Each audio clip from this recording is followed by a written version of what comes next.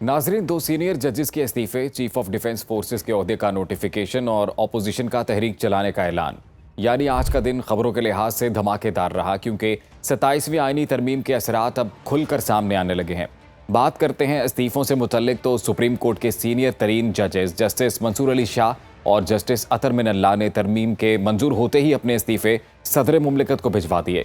Justice Mansoor Ali Shah ने लिखा कि 27वीं तरमीम अदलिया की आज़ादी पर बराह रास्त हमला है, जबकि जस्टिस अतर मिनल्लाह का कहना था कि जिस आइन का मैंने हल्फ लिया था वो अब असली सूरत में मौजूद नहीं रहा। असूलों पर डट जाना यकीनन काबिल एहतराम है, लेकिन सवाल ये भी है कि क्या हम ग्राउंड रियलिटी को भी नज़रअंदाज कर रहे हैं। पाकिस्तान के निज़ाम इंसाफ का अगर जायज़ा लें तो आलमी रूल ऑफ लॉ इंडेक्स में पाकिस्तान 142 ममालिक में से 130वें नंबर पर मौजूद है।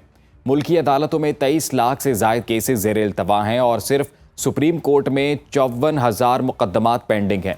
यानी इंसाफ आम शहरी की पहुंच से बहुत दूर है। तारीख पर तारीख मिल रही है और दादा का केस पोता लड़ रहा है। तो सवाल ये भी है कि अगर निज़ाम इंसाफ डिलीवर नहीं कर रहा तो क्या इसे रीस्ट्रक्चर करने में बुराई है।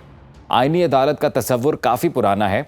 दुनिया की मिसालें हमारे सामने हैं। जर्मनी, इटली, जनूबी कोरिया, जनूबी अफ्रीका और स्पेन में अलग से आईनी अदालतें मौजूद हैं।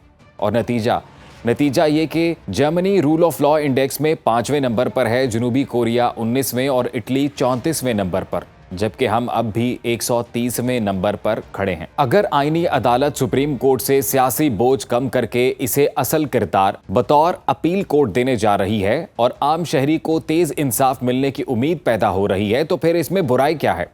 अब जरा दूसरी बड़ी तब्दीली की तरफ आते हैं। कौमी असम्बली ने मुसल्लह अफवाज के ढांचे में तारीखी तब्दीली की मंजूरी दे दी है।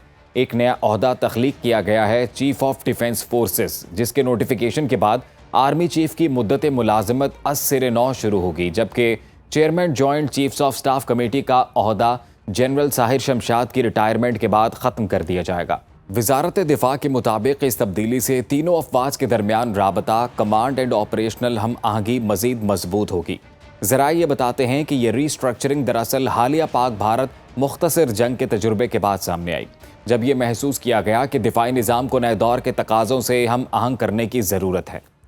तो नाजरीन, एक तरफ अदलिया में नई साख्त, दूसरी तरफ फौजी ढांचे की रीस्ट्रक्चरिंग, यानी पाकिस्तान का रियासती निज़ाम एक नए मोड़ पर खड़ा है। अब देखना यह है कि ये तब्दीलियाँ इस्तेहकाम लाती हैं या एक नए बहरान की शुरुआत बन जाती है। तो अगर आपको ये वीडियो पसंद आए तो इसे लाइक ज़रूर कीजिएगा, कमेंट्स में अपनी राय का इजहार कीजिएगा और चैनल को सब्सक्राइब करना मत भूलिएगा।